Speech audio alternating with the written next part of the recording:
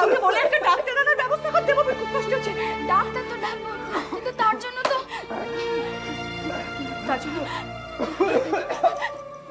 তুই এদিকে, তুই এটা নিয়ে এটা বিক্রি করে যেভাবে হোক ডাক্তার নিয়ে আয়। তুই তো একে একে সবই বেঁচে দিয়েছিস, এটা কি না বেচলেই নয়? এটা তোর দিকে ডাক্তার নিয়ে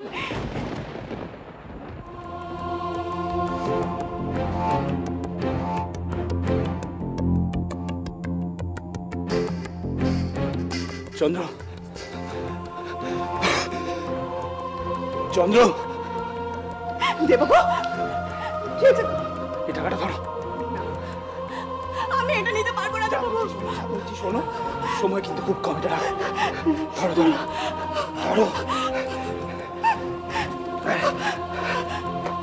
একটা কথা বলবো তোমাকে, যেদিন প্রথম এখানে আসি সেদিন আর তোমার দিকে খেয়ে নয় তাকাতে পারিনি, জানো? একটা অদ্ভুত ঘেন্না, আজও পারছি না। কিন্তু বিশ্বাস করো, ঘেন্না নয়, আমি এই মলিন রিক্ত বসনে তোমাকে দেখতে পারি। তোমার ভালো লাগে না? তোমার যে ছবি আমার মনে আঁকা আছে তুমি সেইভাবেই থাকবে। আর একটা কথা দাও, একটা কথা দাও যে এই বালাটা তুমি কখনো বেচবে না, কখনো। ভালো না বুঝতে পারবো, ভালো লাগার কথা বলি, এটাই কম কি দেববাবু? চন্দ্র, এটা ধর চন্দ্র, এটা ধর। আমি আসছি, কিন্তু ওনার পাশাপাশি একটু নিজের খেয়ালটাও রাখিস। তুমি দিনের পর দিন কষ্ট পাচ্ছ, আর আমি এখানে স্বার্থপরের মতন সুখে সংসার করছি।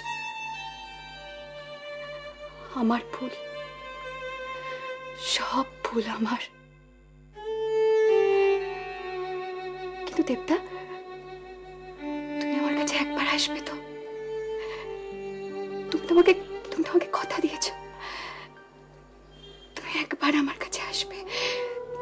তুমি আসবে না আমার কাছে? বলো না দেবদা, তুমি একবার আমার কাছে আসবে তো? একবার তোমার পারোর কাছে আসবে? দেববাবু,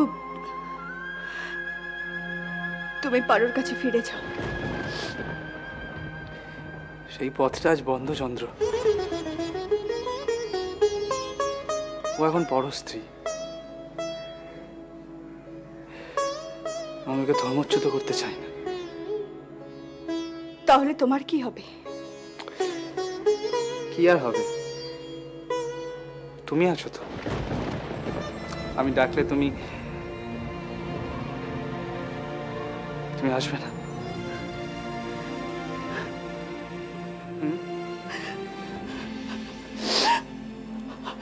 দেববাবু,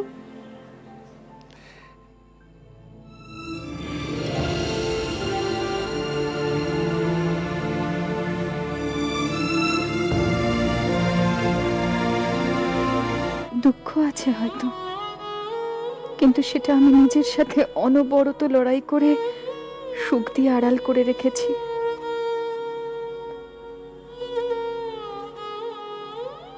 আমি জানি মাঝে মাঝে ফাঁক ফোকর গলে বেরিয়ে পড়ে, তাও চেষ্টা করে চলি।